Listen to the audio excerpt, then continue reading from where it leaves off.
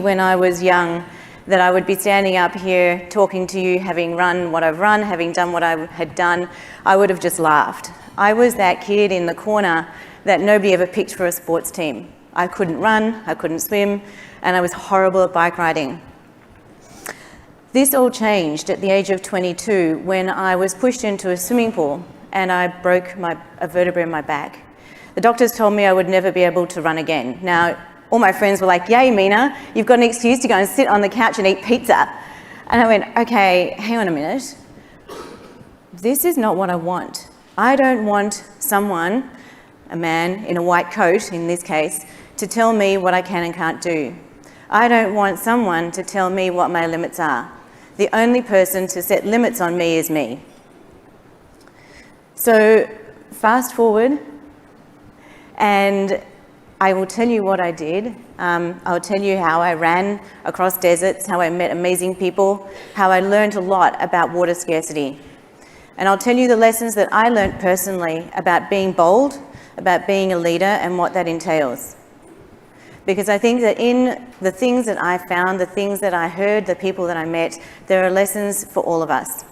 But before that, let me give you a sense of the expedition and what it was really like. For most of us, the thought of running one marathon would be daunting, but what about running 40? Well, that's Mina Ghouli's aim. She'll run across 7 deserts on 7 continents in just 7 weeks. She's doing it to raise awareness of the world's water crisis.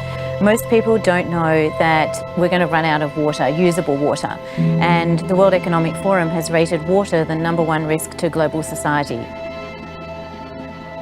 Water is part of everything. So it's really important that people have a good understanding as to where our water comes from. You know, if somebody gets asked and they say the tap, that is not an adequate answer.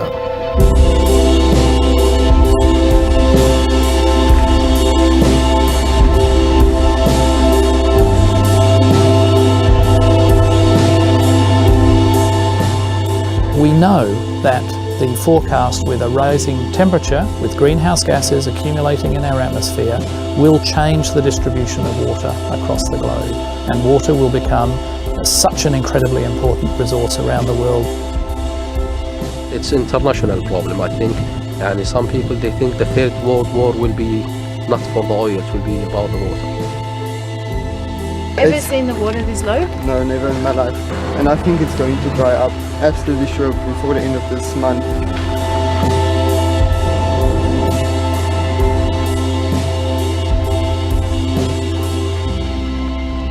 What most people don't realise is that the vast majority of water that they use every single day goes into the things that we use, buy and consume. All of those things took more water to make than all the water you have drunk in your entire lifetime. I think most people would change their habits if they knew the sort of costs that the things that we demand have. Que tengamos conciencia con el agua, porque sin agua no hay vida. We think that it's not going to be us anytime soon, but the reality is it is going to be us sometime soon. This is the future that we're headed towards unless we do something about it. We need to do things smarter than we've ever done them before in order to avert the water crisis that we're headed towards. So, as you've just seen, I ran 40 marathons across Spain, Jordan, Antarctica, Australia, South America, and North America. And I finished in the Mojave Desert in your own country here in America.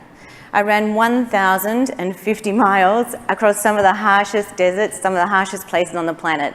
And I met people that changed my view of the world forever. And in that journey, I learned 3 things. And those 3 things are things I want to talk to you about today. The first thing I learned was that you don't have to be anyone to be someone. The second thing I learned was, if your fear defines your future, it defeats your dreams. And the third thing I learned was, if I can find my passion, I can find my power. And that's a power that will enable me to do things I could never possibly have imagined.